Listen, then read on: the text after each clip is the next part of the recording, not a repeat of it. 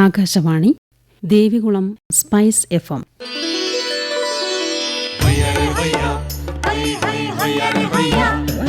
കിസാൻ വാണി.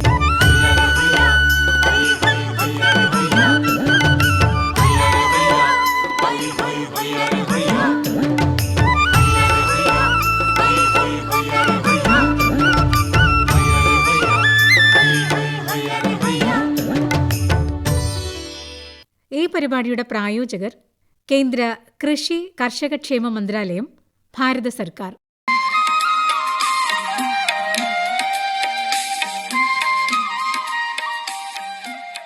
പ്രിയ ശ്രോതാക്കളെ, ഇന്നത്തെ കിസാൻ വാണിയിലേക്ക് സ്വാഗതം.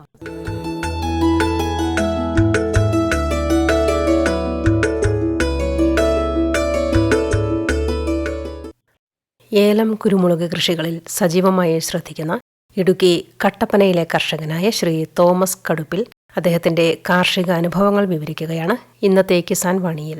കിസാൻ വാണി ടീം ഇന്ന് എത്തി നിൽക്കുന്നത് ഇടുക്കി ജില്ലയിലെ കട്ടപ്പന പ്രദേശത്ത് കാർഷിക പ്രവർത്തനങ്ങൾ ഏർപ്പെട്ടിരിക്കുന്ന ശ്രീ തോമസ് കടുപ്പിൽ എന്ന മാതൃകാ കർഷകന്റെ സമീപത്താണ്.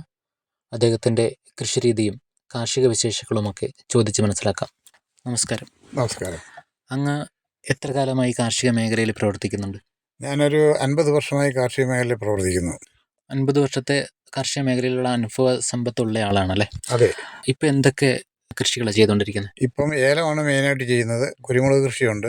കുരുമുളക് ഏറെ താല്പര്യമുള്ള ഒരു വ്യക്തിയാണ് ഞാൻ. പക്ഷേ ഈ ദ്രുതവാട്ടം പോലുള്ള രോഗങ്ങൾ വന്ന് കുരുമുളക് നശിക്കുന്നതുകൊണ്ട് ആ കൃഷി കണ്ടിന്യൂ ചെയ്യാൻ പറ്റുന്നില്ല. എങ്കിലും ആ ആഗ്രഹം കൊണ്ട് ആ കൃഷി ഇപ്പോഴും ഞാൻ ചെയ്യുന്നുണ്ടല്ലേ? ഉണ്ട്. 50 വർഷം മുമ്പ് ഈ കാർഷിക മേഖലയിലേക്ക് കടക്കുന്ന സമയത്ത് അന്നും ഏതൊക്കെ കൃഷി ചെയ്തുകൊണ്ടിരുന്നത്? അന്ന് കുരുമുളകായിരുന്നു. അതുപോലെ തന്നെ കപ്പ കൃഷിയായിരുന്നു അന്നത്തെ ഒരു കാലഘട്ടത്തിലുണ്ടായിരുന്നത്. നെല്ലായിരുന്നു. ആ നെല്ല് കൃഷിയൊക്കെ അന്ന് ഇപ്പം നിന്നുപോയി. കപ്പ കൃഷിയാണെങ്കിൽ ഇപ്പോൾ ഇന്ന് ആർക്കും ഒന്നും കട്ടപ്പന പ്രദേശത്തൊന്നും ചെയ്യാൻ പറ്റത്തില്ല. കാട്ടുപന്നിയുടെ ശല്യം കാരണം കൊണ്ട് കപ്പ എന്നുള്ളതല്ല, കിഴങ്ങ് വർഗ്ഗങ്ങളൊന്നും ചെയ്യാൻ പറ്റുന്നില്ല. അതാണ് ഇപ്പോഴത്തെ സ്ഥിതി. അപ്പോൾ ഇങ്ങനെയുള്ള പ്രതിസന്ധി മൂലമാണ് ഇങ്ങനെയുള്ള ഭക്ഷ്യവിളകളുടെയൊക്കെ ഉൽപ്പാദനം നമ്മൾ കൃഷി നിർത്തേണ്ടി വന്നതല്ലേ? അതെ. കാട്ടുപന്നിയുടെയും മറ്റ് ഓരോ ഉപദ്രവങ്ങൾ വരുന്നുണ്ട്. ഈ നെൽകൃഷി നിർത്തുന്ന ഒരു സാഹചര്യം ഉണ്ടായത് എങ്ങനെയായിരുന്നു?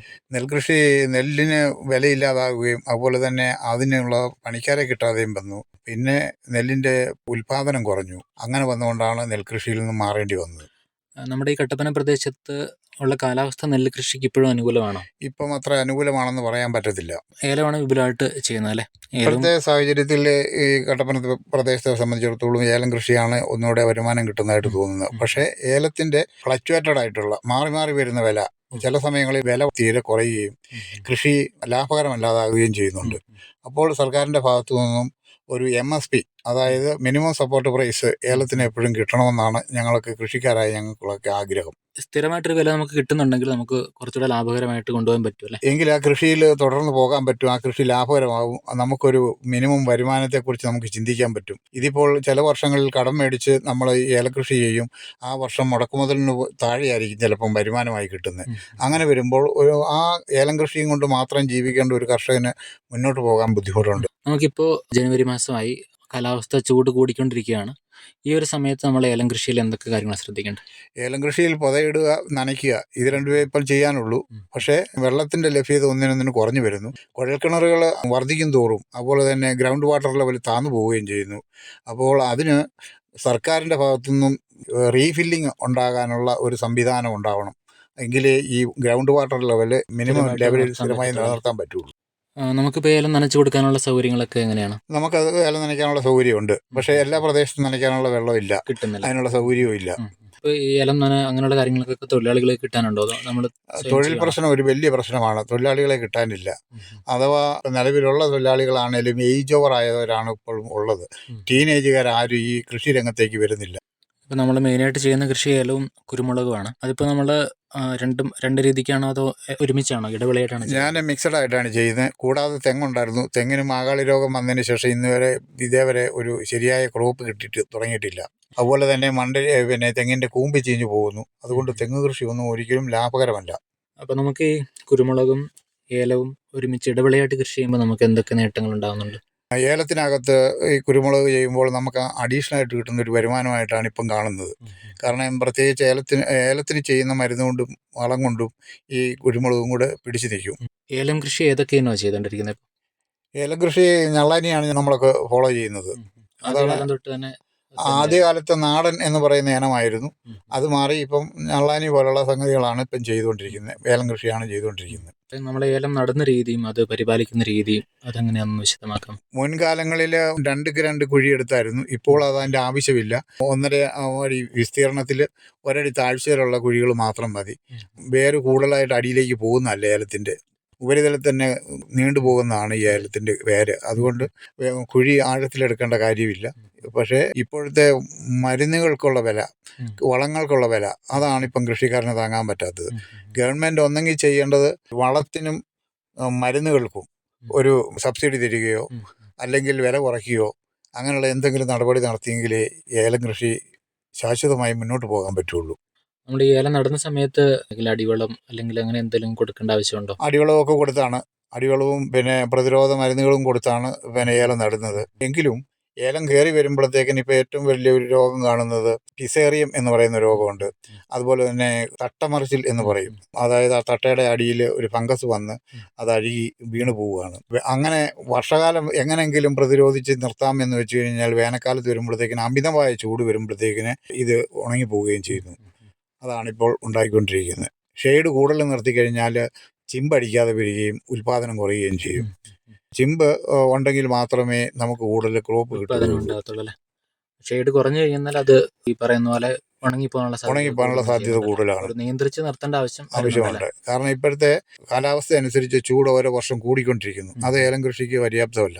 18 മുതൽ 26 ഡിഗ്രി സെൻറ്റിഗ്രേഡിലുള്ള ചൂടാണ് ഏലത്തിന് ഏറ്റവും കരണീയമായിട്ടുള്ളത്. പക്ഷേ ഇപ്പോൾ അത് കൂടുതലാണ്. 32 അതിന് മേളിലും 30 മുതൽ 32, 34, 35 വരെയൊക്കെയാണ് ഇപ്പോൾ ചൂട് വന്നുകൊണ്ടിരിക്കുന്നത്. ഈ കാലാവസ്ഥ ഒരു വലിയ പ്രതിസന്ധിയായിട്ട് തന്നെ കർഷകനെ ബാധിക്കുന്നുണ്ട്. അത് ബാധിച്ച് ഇങ്ങനെ നിൽക്കുകയാണ്.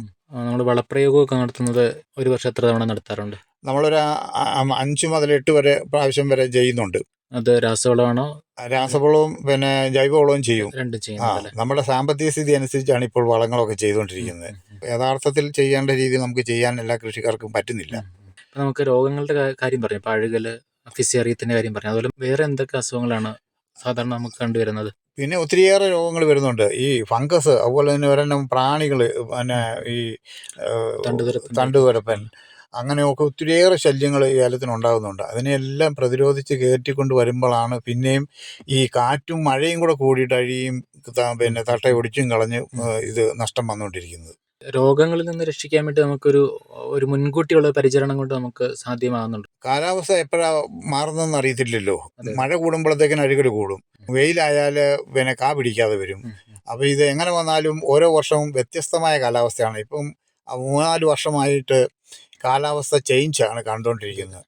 അപ്പം ഒരു വർഷത്തെ കാലാവസ്ഥയല്ല അടുത്ത പിറ്റേ വർഷം കാലാവസ്ഥ അനുഭവപ്പെടുന്നത്. അതുകൊണ്ട് വലിയ ബുദ്ധിമുട്ട് അനുഭവപ്പെടുന്നുണ്ട്. നമ്മൾ മുൻകരുതലെടുത്തെന്ന് പറഞ്ഞാലും നമുക്കൊരു പരിധിക്കപ്പുറം കടന്നു പോകാൻ പറ്റുന്നില്ല. വിളവെടുപ്പിനൊക്കെ ഉള്ള തൊഴിലാളികളൊക്കെ ഇവിടെ കിട്ടുന്നുണ്ടോ? ഇവിടെ ഉണ്ട്, എങ്കിലും ലഭ്യത കുറവാണ്. അതെല്ലേ? അതെ. ഈ കുരുമുളകിന് ദ്രുതപാട്ടല്ലാതെ മറ്റേതെങ്കിലും അസുഖങ്ങളൊക്കെ ഉണ്ടാകുന്നുണ്ടോ?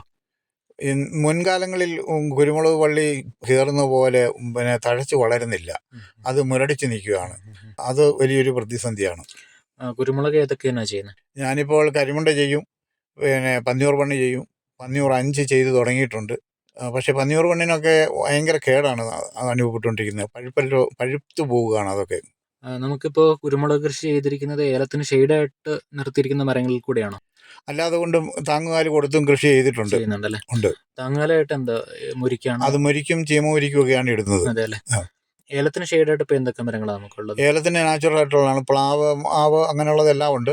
അല്ല അതുകൊണ്ട് നാച്ചുറലായിട്ടുള്ള തൈമരങ്ങളൊക്കെയാണ് നിർത്തുന്നത്. അത് കയറ്റി ഷെയ്ഡ് ആക്കി നിർത്തുകയാണ് ചെയ്യുന്നത്. കുമ്മായം അങ്ങനെയുള്ള സാധനങ്ങളൊക്കെ അഴുകളിൽ നിന്ന് മാറ്റാനായിട്ട് ഉപയോഗിക്കുന്നുണ്ടെന്ന് കേൾക്കുന്നുണ്ട്. നമ്മളത് ചെയ്യുന്നുണ്ടോ? കുമ്മായമൊക്കെ ഇടുന്നുണ്ട്. അതുപോലെ തന്നെ കുമ്മായം കൊണ്ട് ബോളോ മിശ്രിതം അടിക്കുന്നുണ്ട്. പിന്നെ COC കലക്കി ഒഴിക്കാറുണ്ട്. അങ്ങനെ ഒത്തിരിയേറെ കാര്യങ്ങൾ ചെയ്താണ്. ഈ COCക്കും ഒക്കെ ഭയങ്കര വിലയാണ്. അതുപോലെ തന്നെ തുരിശാണെങ്കിലും പിന്നെ ബോളോ മിശ്രിതം ഉണ്ടാക്കണമെങ്കിൽ അത് വാങ്ങി അത് അപ്ലൈ ചെയ്ത് വരുമ്പോഴത്തേക്കിന് ഭയങ്കര ഭാരിച്ച ചിലവുണ്ടാകുന്നു. അതൊക്കെ കൃഷിക്കാരന് ഫേസ് ചെയ്യാൻ വലിയ ബുദ്ധിമുട്ടുണ്ട്. അഴുകലിനൊക്കെ വേണ്ടിയുള്ള ഇത്തരം കാര്യങ്ങൾ ചെയ്താലും ഈ കാലാവസ്ഥയുടെ പ്രശ്നം കാരണം വീണ്ടും അഴുകൽ ഉണ്ടാകാനുള്ള സാധ്യതയുണ്ടല്ലേ? ഉണ്ട്. അതുപോലെ ഈ കുമ്മായി ഇട്ട് നമുക്ക് pH നിയന്ത്രിക്കുന്ന അങ്ങനെയുള്ള കാര്യങ്ങളൊക്കെ ചെയ്യാറുണ്ടോ? അങ്ങനെ pH ഒക്കെ നിയന്ത്രിച്ചാണ് പോകുന്നത്. അതെ അല്ലേ? അതെ. അത് നമുക്ക് ഏത് സമയത്തായി കുമ്മായം പ്രയോഗിക്കേണ്ടത്? കുമ്മായം കാലവർഷം തുടങ്ങുന്നതിന് മുമ്പായിട്ട് ഇട്ട് വെക്കണം. ആദ്യത്തെ മഴയ്ക്ക് മുമ്പായിട്ട് തന്നെ ആദ്യത്തെ ചെയ്യണം. മഴയ്ക്ക് മുമ്പേ ഇടണം. ഉം, ഉം.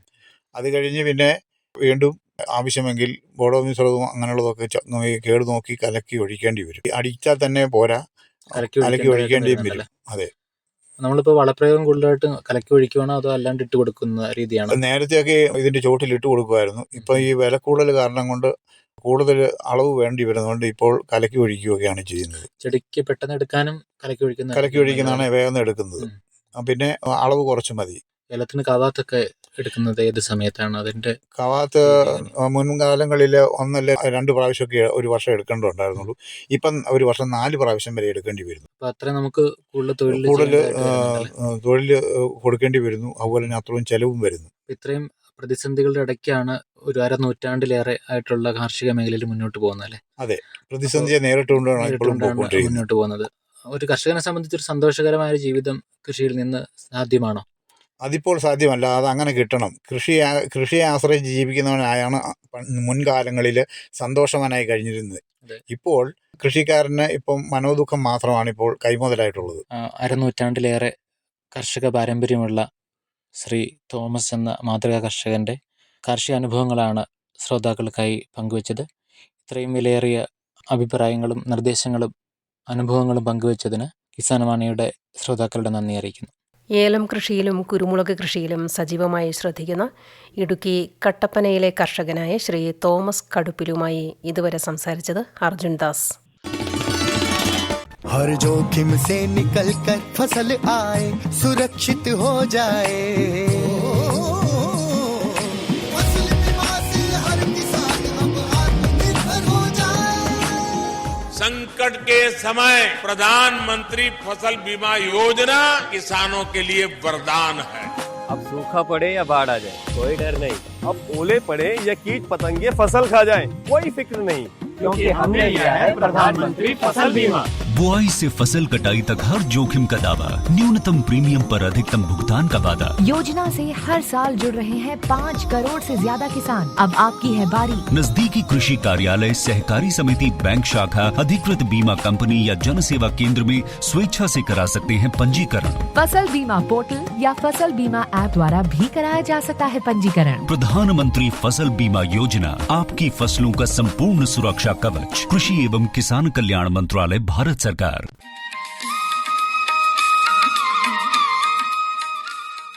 കിസാൻ വാണിയിലിനി ഇടുക്കി കാഞ്ചിയാറിലെ യുവ കർഷകനായ ശ്രീ അരുൺ അശോകനുമായി അർജുൻ ദാസ് നടത്തുന്ന അഭിമുഖം കേൾക്കാം. കിസാൻ വാണി ടീം ഇന്ന് എത്തി നിൽക്കുന്നത് ഇടുക്കി ജില്ലയിലെ കാഞ്ചിയാർ പ്രദേശത്ത് കാർഷിക പ്രവർത്തനങ്ങളിൽ ഏർപ്പെട്ടിരിക്കുന്ന യുവ കർഷകനായ ശ്രീ അരുൺ അശോകൻ്റെ സമീപത്താണ്. അദ്ദേഹത്തിൻ്റെ കൃഷിരീതിയും കാർഷിക വിശേഷങ്ങളും ചോദിച്ച് മനസ്സിലാക്കാം. നമസ്കാരം. നമസ്കാരം. അങ്ങ് എത്ര കാലമായി കാർഷിക മേഖലയിൽ പ്രവർത്തിക്കുന്നുണ്ട്? ഞാൻ അധിക നാളായില്ല. അച്ഛനൊക്കെ ആയിരുന്നു കാർഷിക വൃത്തിയിൽ ഏർപ്പെട്ടുകൊണ്ടിരുന്നത്. ഞാൻ പഠനമൊക്കെ കഴിഞ്ഞ് ഇപ്പോൾ ഒരു 10 വർഷത്തോളം ആയിട്ടുള്ളൂ കൃഷിയിലോട്ട് ഇറങ്ങിയിട്ട്. വളരെ ചെറുപ്പത്തിൽ തന്നെ കൃഷിയിലേക്ക് ഇറങ്ങിയായിരുന്നു അല്ലേ? അതെ അതെ അതെ. ഒരു നേരത്തെ മുതൽ എനിക്കൊരു താല്പര്യമൊക്കെ ഉണ്ടായിരുന്നു കൃഷിയിലോട്ട്. അപ്പം ഒരു 20 വയസ്സ് മുതലൊക്കെ കൂടുതൽ പറമ്പിലൊക്കെ ഇറങ്ങി പണിയാൻ ആരംഭിച്ചു. വിദ്യാഭ്യാസം ഏതുവരെയായിരുന്നു? ഞാൻ ബിടെക് മെക്കാനിക്കൽ എഞ്ചിനീയറിംഗ് ആയിരുന്നു പഠിച്ചത്. അതിനുശേഷം എനിക്ക് കൃഷിയോടുള്ള താല്പര്യം കൊണ്ട് മറ്റു ജോലികൾക്ക് പോകാതെ തന്നെ കൃഷിയിലോട്ട് ഇറങ്ങുകയായിരുന്നു. അപ്പോൾ ഒരു സാങ്കേതിക പരിജ്ഞാനം നേടിയതിനു ശേഷം കൃഷിയിലേക്ക് ഇറങ്ങിയത് ഒരു അഗ്രികൾച്ചർ എഞ്ചിനീയറിംഗ് പോലെ തന്നെ കൃഷി കുറച്ചുകൂടെ ശാസ്ത്രീയമായിട്ട് കൊണ്ടുപോകാനായിട്ട് സാധിക്കുന്നുണ്ടാവും അല്ലേ? കൃഷിയിൽ നമുക്ക് ഞാനിപ്പം പഠിച്ച എഞ്ചിനീയറിങ്ങിൻ്റെ പല കാര്യങ്ങളും എനിക്ക് ഉപകാരപ്പെടുത്താൻ സാധിച്ചിട്ടുണ്ട്. പല സാധനങ്ങൾ നിർമ്മിക്കാനാണെങ്കിലും അല്ലെങ്കിൽ ടൂൾസ് ആണെങ്കിലും ഉപയോഗിക്കാനൊക്കെ കൃഷിയിൽ എനിക്ക് ഉപകാരപ്രദമായിട്ടുണ്ട്. ഇപ്പം എന്തൊക്കെ കൃഷി ചെയ്തുകൊണ്ടിരിക്കുന്നത്? കൂടുതലായും ഇപ്പം ഹൈ റേഞ്ചിൽ കാണുന്ന പോലെ ഏലം തന്നെയാണ്. പിന്നെ കാപ്പിയുണ്ട്, കുരുമുളക്, അത്യാവശ്യം വാഴ, പിന്നെ ഇടവിളയായിട്ട് ചെറിയ ചെറിയ കൃഷികളുണ്ട്, മഞ്ഞൾ, ഇഞ്ചി അങ്ങനെയൊക്കെ ഉള്ളതൊക്കെ ചെയ്യുന്നുണ്ട്. അത്യാവശ്യം എല്ലാത്തരം കൃഷിയും നിലവിൽ ചെയ്യുന്നുണ്ടല്ലേ? അതെ അതെ. ഇതിപ്പോൾ ഇടവിളയായിട്ടാണോ അതോ ഓരോന്നും ഓരോ സ്ഥലത്താണോ ചെയ്യുന്നത്? ഓരോ സ്ഥലത്തായിട്ടാണ് ചെയ്യുന്നത്. കാരണം ചില വിളകൾ വളപ്രയോഗങ്ങളോ കാര്യങ്ങൾ ചില വിളകൾക്ക് സാധിക്കില്ല. അതുകൊണ്ട് സെപ്പറേറ്റ് ആയിട്ടാണ് ചെയ്യുന്നത്. അല്ലേ?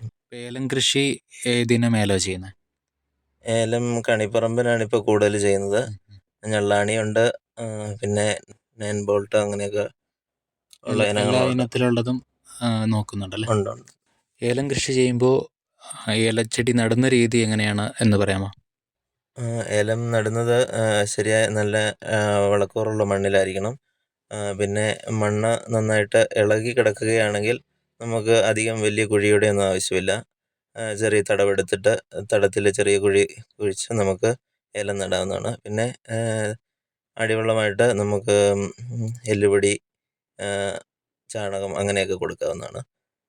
പിന്നെ തണുപ്പിനായിട്ട് ചപ്പിട്ട് മൂടുകയും ഏലം വീണ് പോകാതിരിക്കാൻ നമുക്ക് ഒരു താങ്ങ് കൊടുക്കുകയും ചെയ്യാം. അടിസ്ഥാനപരമായിട്ട് നടുന്ന രീതി ഇങ്ങനെയാണ്. അതിനുശേഷം പുതിയ ചിമ്പുകൾ ഉണ്ടായി വരും അല്ലേ? അങ്ങനെ നമുക്ക് വിളവെടുക്കുന്ന ഒരു കാലഘട്ടം വരെ എത്തണമെങ്കിൽ എത്ര നാളെടുക്കും?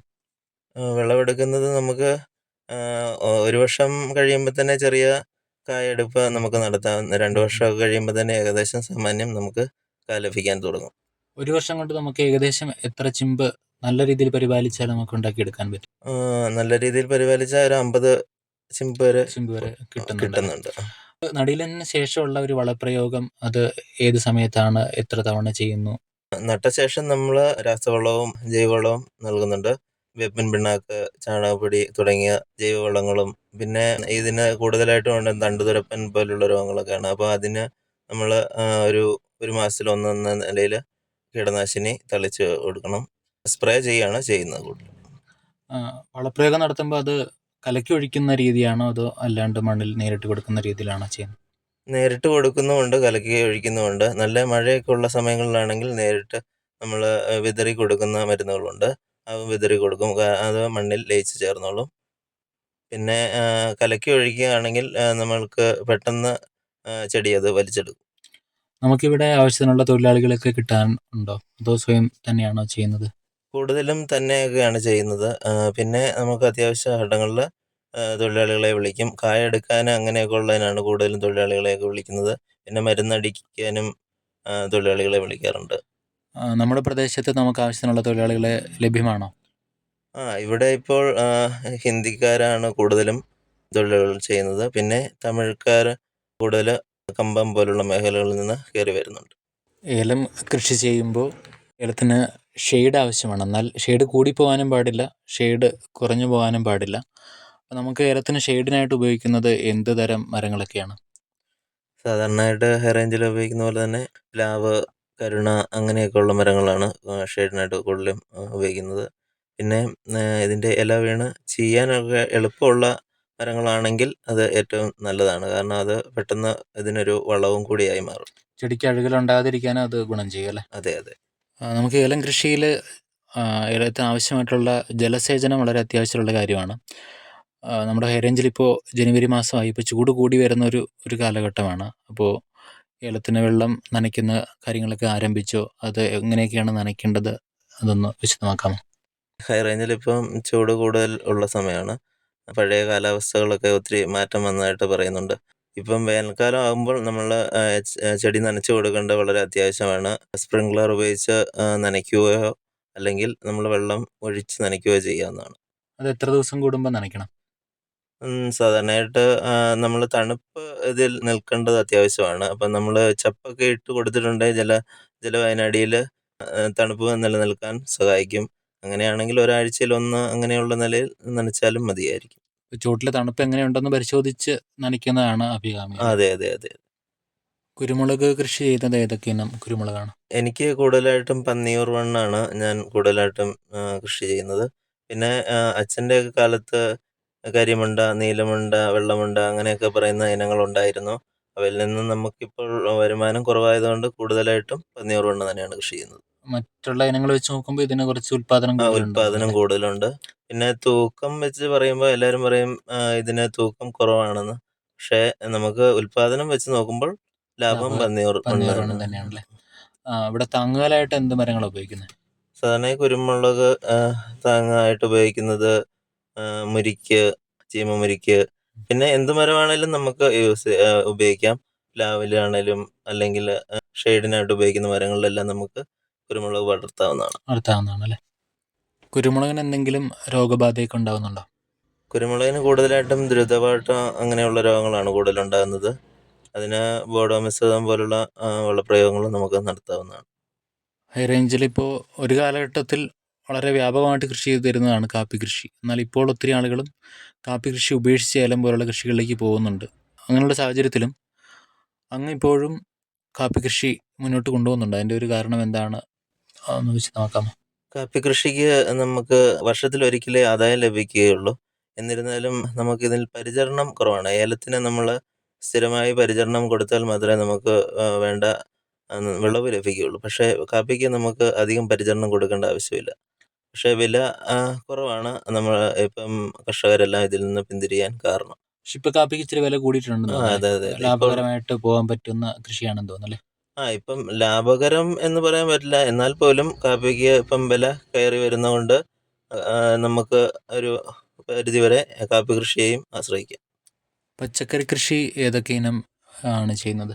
പച്ചക്കറി കൃഷി നമ്മൾ പയറ്, തക്കാളി, ചീനി, അങ്ങനെയുള്ള ചീനി എന്ന് വെച്ചാൽ മുളക്, അങ്ങനെ ഉള്ളതൊക്കെ നമുക്ക് വീട്ടിലോട്ടുള്ള ആവശ്യത്തിന് വേണ്ടതാണ് കൃഷി ചെയ്യുന്നത്. ഒരു അടുക്കളത്തോട്ടം പോലെ അടുക്കളത്തോട്ടം പോലെ അങ്ങനെ. മറ്റെന്തൊക്കെ കൃഷിയാണ് ചെയ്യുന്നത്? പിന്നീടുള്ളത് വാഴയൊക്കെയാണ്. ഏത്തവാഴ, ഞാലിപ്പൂവൻ വാഴ, അങ്ങനെയൊക്കെ ഉള്ളത് കൃഷി ചെയ്യുന്നുണ്ട്.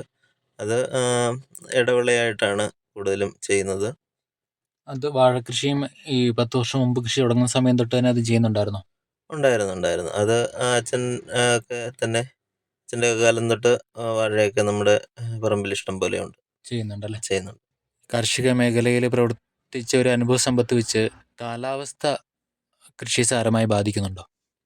തീർച്ചയായിട്ടും. ഇപ്പോൾ മാറി മാറി വരുന്ന കാലാവസ്ഥ കൃഷിക്ക് പലപ്പോഴും പ്രതികൂലമായിട്ട് ബാധിക്കുന്നുണ്ട്. അപ്രതീക്ഷിതമായിട്ട് വരുന്ന മഴ, വെയില് ചില വർഷങ്ങളിൽ കൂടുതൽ വേനൽക്കാലം അനുഭവപ്പെട്ടാൽ ചില വർഷം കൂടുതൽ മഴക്കാലം വരുന്നു. അതെല്ലാം കൃഷിയെ പ്രതികൂലമായിട്ട് ബാധിക്കുന്നുണ്ട്. പ്രത്യേകിച്ച് ഏലം പോലുള്ള കൃഷിക്ക് ഈ പറയുന്ന വെയിൽ കൂടിക്കഴിഞ്ഞാൽ അത് പ്രശ്നമാണ്. അതുപോലെ തന്നെ മഴ കൂടിക്കഴിഞ്ഞാൽ അത് അഴുകൽ അങ്ങനെയുള്ള പ്രശ്നങ്ങളിലേക്കും പോകുന്നുണ്ട്. അതൊരു പ്രതിസന്ധിയായിട്ട് തന്നെയാണ് നിൽക്കുന്നത് അല്ലേ? അതെ അതെ അതെ. അത് കൃഷി നാശം ഉണ്ടാകുന്ന ഒരു സാഹചര്യം നമുക്കുണ്ടാകുന്നുണ്ട് കാലാവസ്ഥ കാരണം അല്ലേ? അതെ, തീർച്ചയായിട്ടും. വേനൽക്കാലമായ ഏലച്ചെടി ഉണങ്ങിപ്പോവുക. ഒരു സമയത്ത് 2 വർഷം മുന്നേ ഭയങ്കര വേനലുണ്ടായപ്പോൾ എല്ലാവരുടെയും തന്നെ കൃഷി ഉണങ്ങിയ കൂട്ടത്തിൽ നമ്മുടെയും കൃഷിയിൽ നാശമുണ്ടായിട്ടുണ്ട്. നിലവിലത്തെ കേരളത്തിലെ ഒരു സാഹചര്യത്തിൽ യുവാക്കളൊക്കെ കൃഷിയിൽ നിന്ന് അകന്നു പോകുന്ന ഒരു കാലഘട്ടത്തിലാണ് നമ്മൾ ജീവിക്കുന്നത്. അങ്ങനെ ഒരു അവസരത്തിൽ ഒരു യുവാവ് എന്ന നിലയിൽ കാർഷിക മേഖലയിലേക്ക് കടന്നു വരാനുള്ള ഒരു സാഹചര്യം വിശദമാക്കാമോ? എനിക്ക് ചെറുപ്പം മുതൽ കൃഷിയോട് നല്ല താല്പര്യമായിരുന്നു. അച്ഛനും ഒക്കെ കൃഷി ചെയ്യുന്ന കണ്ടാണ് ഞാൻ വളർന്നത്. പിന്നെ കൃഷിയിൽ നിന്നും നമുക്ക് ഒരു സമാധാനം ലഭിക്കുന്നുണ്ട്. അതാണ് ഞാൻ ഏറ്റവും കൂടുതൽ ആഗ്രഹിക്കുന്നതും. കൂടുതൽ സമയം നമുക്ക് ലഭിക്കുന്നുണ്ട്. ഒരു ജോലിക്ക് പോകുന്നതിൽ നിന്നും ഒക്കെ ഒരു സമയം നമുക്ക് കൃഷിയിൽ നിന്നും ലഭിക്കുന്നുണ്ട്. പിന്നെ ഇപ്പോഴത്തെ യുവാക്കളും യുവതികളും ഒക്കെ വിദേശ രാജ്യങ്ങളിൽ പോയി പഠിക്കുവാനും വേറെ ജോലികൾ തേടി പോകാനും ഒക്കെ ആഗ്രഹിക്കുന്നുണ്ട്. പക്ഷേ കൃഷിയിലോട്ട് കൂടുതൽ യുവാക്കളും യുവതികളും കടന്നു വരണമെന്നാണ് എൻ്റെ ഒരാഗ്രഹം തന്നെ. ഇതിൽ നിന്ന് നമുക്ക് ലാഭം ഉറപ്പായിട്ടും ലഭിക്കും. ശാസ്ത്രീയമായ കൃഷി രീതി അവലംബിച്ച് വരികയാണെങ്കിൽ നമുക്ക് ഉറപ്പായിട്ടും ലാഭം ലഭിക്കും. നേരത്തെ നമ്മൾ പറഞ്ഞതുപോലെ കുറച്ചുകൂടെ കാലാവസ്ഥ അനുകൂലമാണ്. വലിയ കാര്യമായിട്ടുള്ള രോഗബാധകളൊന്നും കൃഷിക്ക് ഉണ്ടാവുന്നില്ല എന്നുണ്ടെങ്കിൽ കൂടുതൽ ലാഭകരമായിട്ട് കൃഷി മുന്നോട്ട് കൊണ്ടുപോകാൻ സാധിക്കും അല്ലേ? അതെ അതെ. രോഗബാധ തടയുക, കാലാവസ്ഥ നമുക്ക് അനുകൂലമാണെങ്കിൽ ഉറപ്പായിട്ടും നമുക്ക് കൃഷി കൂടുതൽ ലാഭകരമാക്കാം. ഇത്രയും നേരം വിലയേറിയ കാർഷിക അനുഭവങ്ങൾ കിസാൻ വാണിയുടെ ശ്രോതാക്കൾക്ക് വേണ്ടി പങ്കുവച്ചതിന് കിസാൻ വാണിയുടെ ശ്രോതാക്കളുടെ പേരിലുള്ള നന്ദി അറിയിക്കുന്നു. Thank you.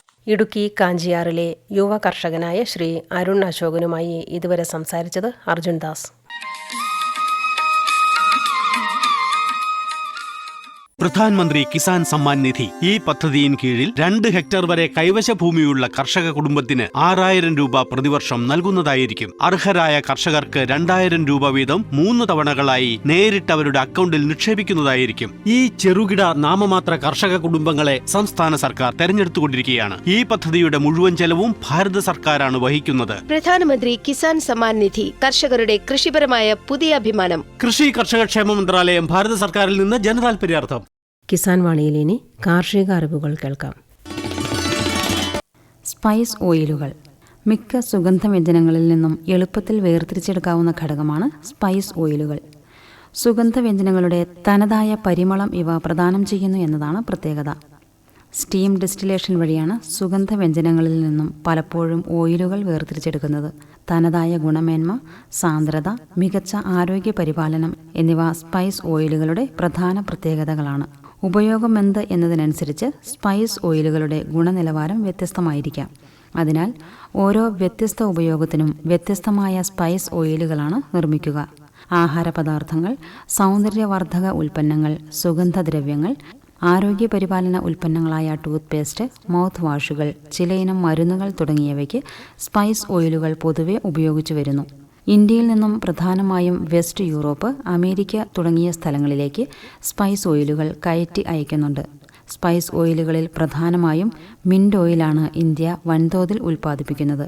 മിൻറ്റ് ഓയിലും അതിൻ്റെ അനുബന്ധ ഉൽപ്പന്നങ്ങളും നിർമ്മിക്കുന്നതിൽ മുൻപന്തിയിലാണ് India. Toothpaste, mouthwash, chewing gum, മിഠായികൾ, ഹെയർ ഓയിൽ, പെർഫ്യൂമുകൾ, സിഗരറ്റ്, സൗന്ദര്യ സംവർദ്ധക വസ്തുക്കൾ എന്നിവയുടെ ഉൽപ്പാദനത്തിനായി മിൻറ്റ് ഓയിൽ വ്യാപകമായി ഉപയോഗിച്ചു വരുന്നു. സഹകരണത്തിൻ ബലത്തിൽ വികാസത്തിനു ചുവടുവയ്ക്കാം.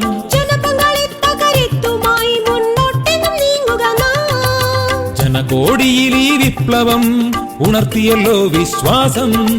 നാം ഒത്തുചേർന്ന വികാസത്തിനെ പതാക പറത്തിടാം. സഹകരണം നമ്മുടെ വികാസത്തിൻ പ്രതീകം.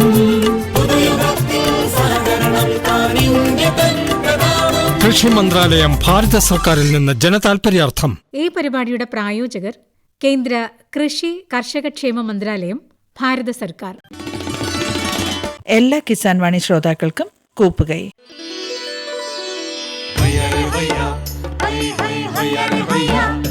കിസാൻ വാണി സമാപിക്കുന്നു.